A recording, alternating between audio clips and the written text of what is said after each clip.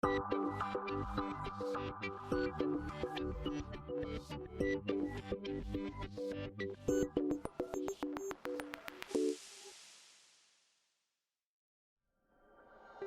processo criativo que exige habilidade e muita técnica. Ser artesão é traduzir em uma peça a história de uma determinada cultura. É pensar em beleza, é ser gracioso, é apresentar uma arte que toca quem a observa. Através de uma peça artesanal, né, nós conhecemos as crenças, né, a herança dos nossos avós, dos nossos filhos, do povo brasileiro. Então, o artesanato ele é de extrema importância porque ele materializa a cultura, ele tem essa capacidade. O Demóstenes começou a fazer bibelôs em Juazeiro do Norte ainda na adolescência. O cearense usava todo tipo de material nas criações. Só que foi com a fécula de mandioca que ele se encontrou. Para a gente foi um achado maravilhoso, né? Porque era leve, era um material leve, a gente tinha como enviar pela transportadora e pelo correio também, assim, sem muito problema, porque o barro, madeira, ela pesava muito e o cliente às vezes tinha que arcar com um custo maior, né? Dá uma olhada na riqueza de detalhes. E a gente tem que valorizar e tem que trabalhar com as nossas características, que é o principal, né? Isso é fundamental, que é você pegar todos os elementos que tem na sua cultura, né, e colocar no seu trabalho, porque não tem como você estar trabalhando aqui com uma coisa de uma outra região e você fica meio que incoerente, né? Você morar numa terra, né, e está desenvolvendo cultura de uma outra terra. Portanto, é essa importância, né, de trabalhar com as nossas características, as nossas raízes, né, tudo aquilo que a gente vê, que a gente presencia no nosso dia a dia, né? O trabalho é minucioso. As esculturas, nos últimos anos, diminuíram de tamanho e foram parar nos tabuleiros de xadrez. Uma arte diferente e marcante no estado. O ganha-pão que dá um orgulho danado para o Demóstenes. É minha profissão, né? Eu me sustento e sustento minha família todos esses anos, né? Só com o xadrez, só com o artesanato, né? E nunca tive outra atividade que não fosse o artesanato. Não é de hoje que o artesanato está presente na humanidade. 6.000 anos antes de Cristo, em pleno período neolítico, surgiram os primeiros objetos artesanais. Nessa época, o homem aprendeu a polir a pedra. Cerâmicas eram produzidas para armazenar e cozinhar alimentos. A técnica de tecelagem das fibras animais e vegetais também foi descoberta nessa fase. Depois vieram as figuras rupestres em várias partes do mundo. Os desenhos mostravam animais, plantas. Não parou aí. O tempo passou e aqui no Brasil o artesanato começou a se popularizar com a colonização europeia. Negros e índios foram importantes nesse processo de fabricação. Por aqui, nossa arte está hoje em cerâmicas, rendas, cestarias, na tecelagem e também no trabalho talhado em madeira. A arte ela persegue a humanidade desde os primórdios até hoje, né? Então, eu percebo a arte popular como a construção identitária de um povo, na medida em que a matéria-prima que se trabalha, que os artistas expõem, está geralmente no entorno ali das pessoas, a partir dessa relação, repito, homem-natureza, e a partir disso aí cria-se o que nós chamamos de identidade nos estudos culturais. Com a Revolução Industrial, as produções em massa se destacaram. O que era feito à mão ficou em segundo plano, perdendo um pouco do valor. Para alguns especialistas, o termo artesanato foi visto de modo pejorativo. É por essas e outras que muitos preferem substituir a palavra pela expressão arte popular ou cultura popular. Eu penso que esse termo ele traz uma expressão politicamente correta, adequada e valorativa, porque a arte popular ela não se propõe erudita, né? Ela é arte popular, ela tem o seu lugar de fala, né? Então eu penso que essa expressão arte popular ela contempla o significado, né, do que se entendia durante muito tempo sobre artesanato. Maria Dalva aprendeu a fazer flores artesanais por necessidade. Aos 68 anos, continua na ativa. Hoje ela expõe o que produz na Feira da Torre de TV, tradicional ponto turístico de Brasília. Eu gosto de colher, eu gosto de fazer, eu gosto de expor, ter contato com as pessoas, eu gosto muito. E é isso, estou aí na luta até hoje, gosto demais. O artesanato para mim, na minha vida, a base de Deus e eu, é tudo. Maria Dalva recentemente foi homenageada na mostra Pioneiros Mestres Artesãos, uma iniciativa que dá visibilidade a histórias, saberes e conhecimentos e mistura o trabalho feito ao longo de décadas por artistas da região. O artesanato pode ser considerado a maior riqueza de um povo.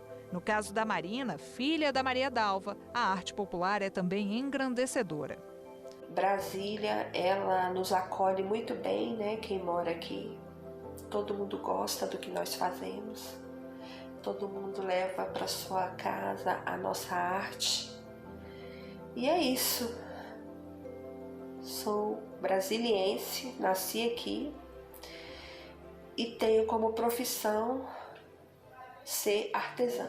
E se tem algo que o brasileiro sabe fazer é arte.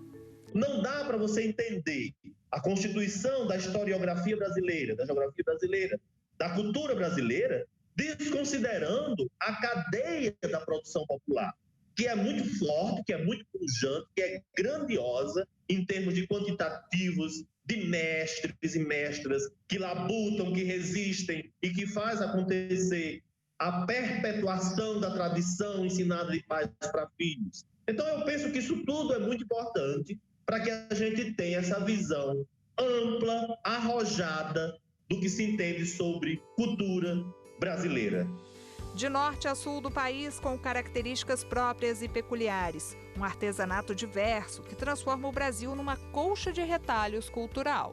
O artesanato ele tem essa capacidade de potencializar um local, né? Ele tem a capacidade de chamar um destino turístico, ele tem várias capacidades. O artesanato ele é transversal, né? Ele pode ser inserido em vários setores, como a moda, né? Que a gente acabou de ter agora um desfile da Fashion Week com o Ronaldo Fraga, né, com as artesãs da Paraíba. Então ele pode ser inserido na parte de decoração, ele é inserido na parte de construção civil, de móveis, né, todas as áreas, né. O Repórter Justiça foi até Manaus, no Amazonas, mostrar a produção de 70 indígenas de diferentes etnias. Elas fazem parte da Associação das Mulheres do Alto Rio Negro, que existe na região desde 1987. Na época, as mulheres eram trabalhadoras domésticas, não tinha lugar para elas se reunirem. Então, essa necessidade criou, a partir desse momento, de ter uma referência dessa organização que estamos hoje.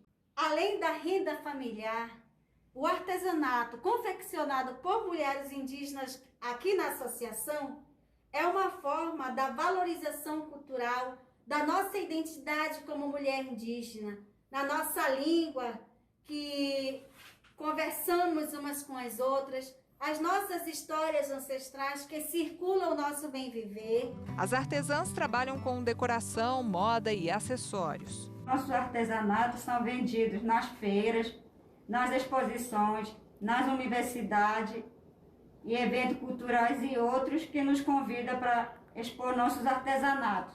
Já em Roraima, são os homens da etnia Waimiri-Atruari que passam a arte ancestral para as novas gerações.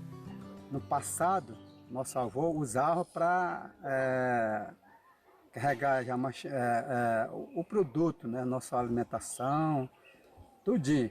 Todo cesto que nós fizemos, toda cestaria, é utilizado no dia a dia. Então, agora, hoje em dia, né, nós estamos vendendo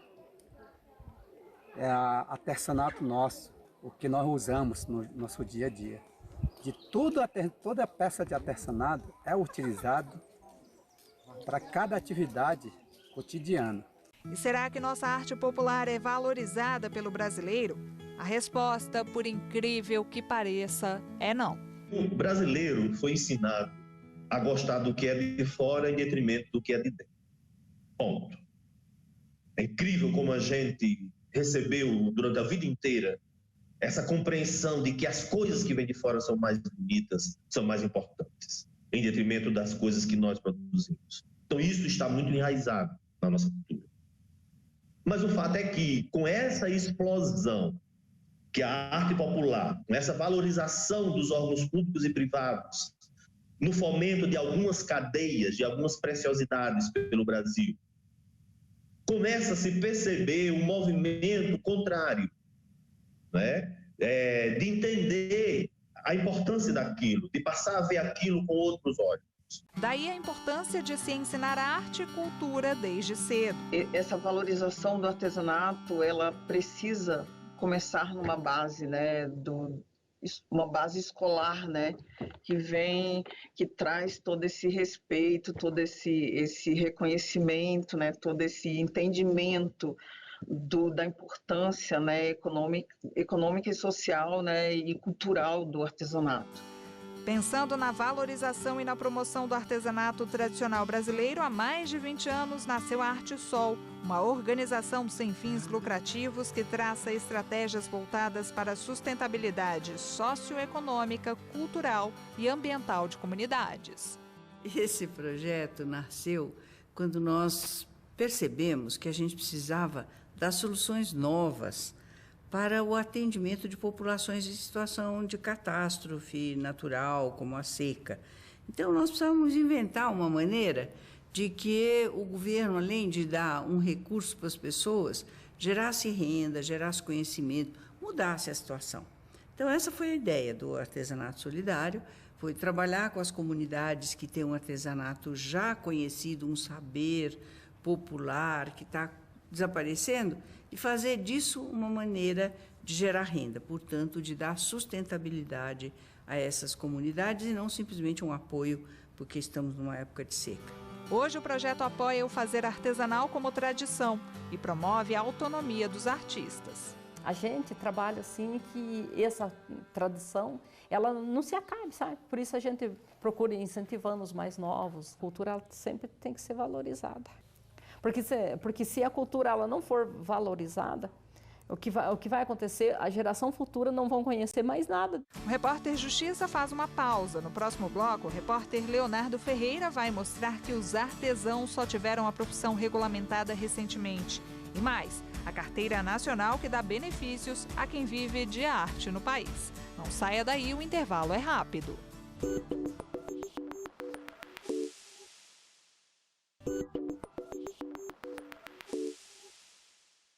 A sensibilidade no olhar e a delicadeza no manejo tornam cada peça única.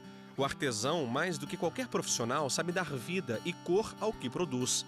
A atividade artesanal se fortaleceu muito nas últimas décadas. Não é à toa que garante o sustento de aproximadamente 10 milhões de brasileiros e movimenta 50 bilhões de reais ao ano. O artesanato ele é uma fonte de renda extremamente importante, das pessoas resgatarem aquela habilidade que tinha em alguma coisa e buscar uma renda adicional, uma renda complementar ou até a renda principal conforme a atividade. Apesar de ser uma das práticas mais antigas do mundo, aqui no Brasil a profissão só foi regulamentada em 2015. A Lei 13.180 estabelece, por exemplo, que o artesão não pode ser pessoa jurídica e deve atuar de forma individual, associada ou por meio de cooperativas. O artesão pode até usar máquinas e ferramentas que garantam qualidade e segurança ao serviço, mas é o trabalho manual que deve prevalecer. A legislação estipula ainda direitos que um profissional autônomo não tem. Eu destaco o inciso 2º dessa lei, que fomenta, permite, a linha de crédito especial para financiamento de comercialização de produtos artesanais, aquisição de matéria-prima, de equipamentos imprescindíveis para o trabalho dele. Então, o artesão, via de regra, qual que é a grande característica dele? A informalidade. O país também conta com o Programa do Artesanato Brasileiro. Criado há 3 décadas, ele dá oportunidades de trabalho, além de permitir a capacitação de artesãos e a comercialização das peças. O objetivo do programa é desenvolver atividades que valorizam tanto o artesão brasileiro, elevando o seu nível cultural, social, econômico, como também desenvolver ações que para promover o artesanato no âmbito nacional e internacional. Já a Carteira Nacional, uma espécie de identidade do artesão, permite a participação em feiras nacionais e internacionais, oficinas e cursos. O que o artesão tem que fazer? Além dele ter entregado documentação, carteira de identidade, o cadastro já vai estar com essas informações, ele vai ter que fazer também um teste de habilidade. E esse teste de habilidade, inclusive hoje ele pode fazer isso por meio de um vídeo, encaminhar isso também para a coordenação estadual, que já agiliza todo esse processo. E o que é esse teste de habilidade? É um teste em que o artesão vai poder filmar todo o trabalho dele, desde o manejo da matéria-prima até ele fazendo o trabalho dele, para que comprove aquela técnica e possa efetivamente ter a Carteira Nacional do Artesão conforme os critérios estabelecidos na base conceitual do artesanato brasileiro, que é a Portaria 1007. A carteira isenta o artesão do ICMS e facilita o acesso a empréstimos bancários. Para confeccionar bijuterias, bolsas e objetos de decoração, Rodinei usa sementes e fibras e reaproveita madeira. Graças a Deus, eu estou vendendo bem os colares de decoração, porque as pessoas estão ficando mais tempo em casa, então estou procurando arrumar suas casas, decorar as casas, então está tendo muito procura dos colares de decoração e dos colares de parede e mesa. Com a pandemia do coronavírus, muitos profissionais foram prejudicados. O orçamento da Selma despencou. Ela é artesã há mais de 40 anos, no Vale do Jequitinhonha, em Minas Gerais. Faz redes, colchas, capas de almofadas e outros produtos que ficaram meses estocados. Não tendo feira, você não vende. E além, por exemplo, se tem feira, você vai e não vende, mas você divulga o seu trabalho. Então, com essa pandemia, a gente nem vendeu, nem divulgou o nosso trabalho. Para piorar, o algodão, principal matéria-prima utilizada, andou em falta. Antigamente plantava-se o algodão aqui, mas os produtores deixaram de plantar por falta de água, por falta de chuva, né? Chove muito pouco aqui no Vale do Jequitinhonha, então eles não estão mais plantando algodão. E se planta, dá muito pouco e muito assim... Um algodão que não dá umas peças bacanas. Ateliê fechado, prateleira cheia. Foi assim com Jaqueline, artesã de Apiaí, interior de São Paulo. Sem dinheiro e com as contas chegando, ela precisou se reinventar. Decidiu usar as redes sociais para divulgar o trabalho. Deu super certo. Eu comecei a receber bastante encomenda. Então eu recebo o pedido pelo WhatsApp, faço a negociação pelo WhatsApp, produzo a peça e envio pelo correio para a pessoa. Tudo online. Então, gerou um novo mercado para mim, o que antes a gente não fazia. Você viu até agora que muitos artesãos aprenderam as técnicas com gerações passadas. Mestre João de Fibra teve o primeiro contato com o artesanato aos 13 anos. Não parou mais. A natureza me ensinou, né? Eu não tive professor, sou um autodidata e eu moro aqui em Novo Gama desde criança e aqui eu comecei a fazer as primeiras coisas de artesanato, só que não era capim-colonhão, eram flores do cerrado.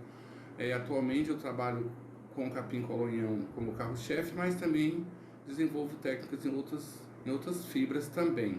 O resultado está nos brincos, cestos e painéis. João é o único em Goiás a ter a carteirinha de mestre artesão. E olha que bacana, as peças dele são vendidas de norte a sul do país e já foram enviadas até para a Europa. O mestre artesão, ele se notabilizou em seu ofício, legitimado pela comunidade, quer dizer, a comunidade reconhece ele, que ele representa essas gerações, quer dizer, é um trabalho que ele vem fazendo há mais tempo, ele já está difundido esse conhecimento junto à sua comunidade, quer dizer, ele tem um conhecimento um pouco mais apurado da técnica que ele exige, e isso lá legitimado por toda essa comunidade que ele participa, ele já transfere esse conhecimento por gerações, ele recebeu isso de uma geração anterior e está fazendo essa transferência desse conhecimento dele para novas gerações, e esse conhecimento é acerca tanto do processo como da técnica oficial artesanal, entendeu? Agora a gente conta a história da Mônica. Há 10 anos, ela e uma amiga criaram o Mercado das Madalenas, um grupo para expor trabalhos de colegas. Nós fazíamos uns 4 eventos ao ano. Os últimos eventos presenciais estavam sendo lá no Museu da Casa Brasileira, que é um museu muito bacana aqui em São Paulo. Nós tínhamos 100 expositores, 100 pequenos empresários, pequenos produtores, né? E cada um fazendo designer, moda, em todos os segmentos. Os encontros permitem que os artistas contem as próprias histórias. A gente fala que a gente é uma grande família, porque no fim esses eventos são muito divertidos, as pessoas que vão gostam muito de estar presencialmente e falando com o pequeno produtor, sabendo da história de cada um deles, o processo de trabalho de cada um deles, isso é muito importante. É diferente que você entrar num shopping, entra numa loja, você está comprando um produto bárbaro, mas você não sabe a história que tem por trás daquela peça, né? Na pandemia, Mônica colocou em prática um desejo antigo. Fez um site para divulgar peças exclusivas de artesãos de várias cidades. Essa ideia do site, ela veio para ficar, porque a gente acha que dá uma continuidade ao trabalho deles, de pessoas que às vezes, por motivos diversos de tempo ou por praticidade, preferem estar comprando online. E assim que der possível, a gente vai voltar a fazer nossas edições presenciais, que é o que a gente, na verdade, mais gosta, né? De estar com todo mundo, que acaba virando uma grande festa e recebe as pessoas, é o que a gente mais gosta de fazer. O Repórter Justiça faz um rápido intervalo. Na volta, a gente fala sobre a relação entre artesanato e sustentabilidade. Você vai saber ainda que a arte brasileira tem sido exportada para vários países. Não saia daí.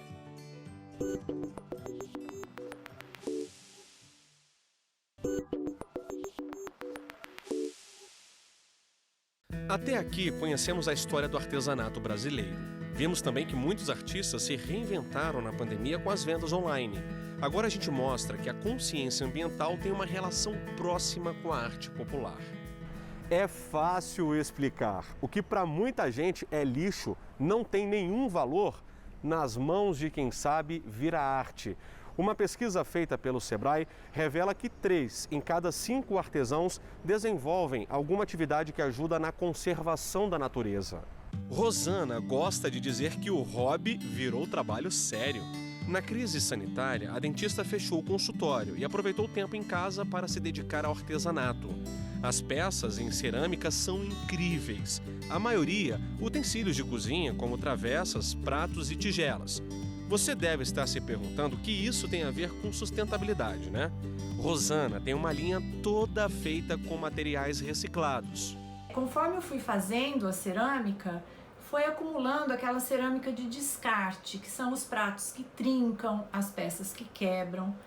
E um dia eu sentei no chão da minha cozinha, espalhei aquele bando de peça no chão, comecei a juntar peça com peça, caco com caco, ia tudo pro lixo. E comecei a esmaltar, fiz um forno, eu queimo em alta temperatura, 1200 graus, e saiu um forno inteirinho de umas peças, para mim, esteticamente muito bacanas. Rosana mora no Rio de Janeiro e trabalha sob encomenda. O vidro que utiliza, por exemplo, ela retirou de um lixão no interior de São Paulo. Eu vou no lixão lá de Marília e compro dos meninos as garrafas azuis, as garrafas verdes, a gente higieniza, eu quebro aquele vidro e fundo junto com a cerâmica o vidro. Lixo que vira luxo. Quem recicla valoriza o trabalho dos catadores, economiza matéria-prima e ajuda a reduzir as poluições do ar, da água e do solo. O artesanato precisa estar em harmonia com o meio ambiente. E dá só uma olhada nessas fotos, uma peça mais requintada que a outra. O registro é da Feira Internacional de Artesanato. Hoje nós trabalhamos em Curitiba, no Paraná, nós trabalhamos em Santos e em outras cidades com esse evento. Acho que ele é um dos poucos que sobreviveu nesse porte internacional e, ao mesmo tempo, nós vamos utilizar essa condição para expandi-lo mais ainda. Nos últimos 6 anos, segundo o Ministério da Economia, foram investidos quase 40 milhões de reais na realização de feiras. Atualmente, o Ministério desenvolve o projeto Aprendendo a Exportar Artesanato, em conjunto com a Universidade Federal da Paraíba e com a coordenação do Estado. A gente vai disponibilizar uma ferramenta dentro do portal para possibilitar e dar um passo a passo para que o artesão precisa fazer para atingir o mercado internacional. Então, isso acaba gerando oportunidade, gerando renda para esses artesãos e certamente dando visibilidade para esse maravilhoso artesanato brasileiro. Para o produto chegar ao destino fora do país, o artesão tem vários caminhos. Os mais comuns são por associações, cooperativas ou consórcios de exportação. 2 dicas importantes são se planejar bem para a mercadoria ser entregue intacta e conhecer o consumidor final. Érica está sempre atenta a isso. Todas as peças de metal que a gente usa, elas não contêm níquel, elas não têm chumbo, né? Então, assim, é bem tranquilo, né? Porque ela é bem recebida lá fora, né? A questão da durabilidade e o couro que a gente usa também, ele é um couro degradável em prazo curto de tempo. Então, ele também é bem aceito e bem recebido lá fora. Ela mora em Belo Horizonte, é artesã há 2 décadas. Parte das peças que produz é vendida por aqui. A outra segue para o exterior. A gente corta a peça, né? Cortamos as flores assim, ó. Isso aqui são orquídeas, né? Aí nós modelamos essas orquídeas, pintamos, aí que são as folhas, e agregamos as pedras brasileiras e transformamos essa peça de couro numa gargantilha de orquídea. Olha que coisa linda! Para o artesão, não há ambiente melhor do que o das feiras. A frase é da Tânia, que por muitos anos teve no artesanato a principal fonte de renda e hoje utiliza as técnicas como forma de passar o tempo. Ela cuidou da 31ª edição da Feira Nacional do Artesanato, no fim do ano passado, a maior do segmento na América Latina. A feira sempre foi a grande vitrine do artesanato brasileiro. O que o artesão vende não é só o que ele vende ali na feira, ou no varejo, ou mesmo um lojista que chega e compra e paga para ele na hora. O importante é o contato que ele faz, que vai garantir o escoamento da produção dele no ano seguinte. A gente tem diversos casos na feira de artesãos que só participam da Feira Nacional de Artesanato. Porque o que ele faz, ele vende toda a produção dele do outro ano, tá? Então, assim, a comercialização, que é o grande mote, mas a feira também é uma grande escola. Para a Tânia, artesanato é projeto de vida e não basta ter um produto de qualidade e despachá-lo pelos correios. O artesão precisa conhecer as exigências do mercado internacional. Na Europa, por exemplo, você tem o VAT, que para você botar um produto lá, não interessa se é uma amostra, se é venda, se é um estoque que você quer deixar na Europa, na hora que o produto entra, você tem que pagar o imposto. Não ter vendido ou não vendido aquele produto, você tem que pagar o imposto. Isso é um impacto muito grande, tá? Nos Estados Unidos já é diferente. Nos Estados Unidos você já não paga o imposto, porque nos Estados Unidos quem paga o imposto é a ponta quando compra. Então, e às vezes o artesão não entende isso. O Repórter Justiça desta semana fica por aqui. Já segue a gente no YouTube? TV Justiça Oficial. Nosso e-mail é reporterjustiça@stf.jus.br. Você já sabe, né? Na semana que vem temos um novo encontro. Até lá!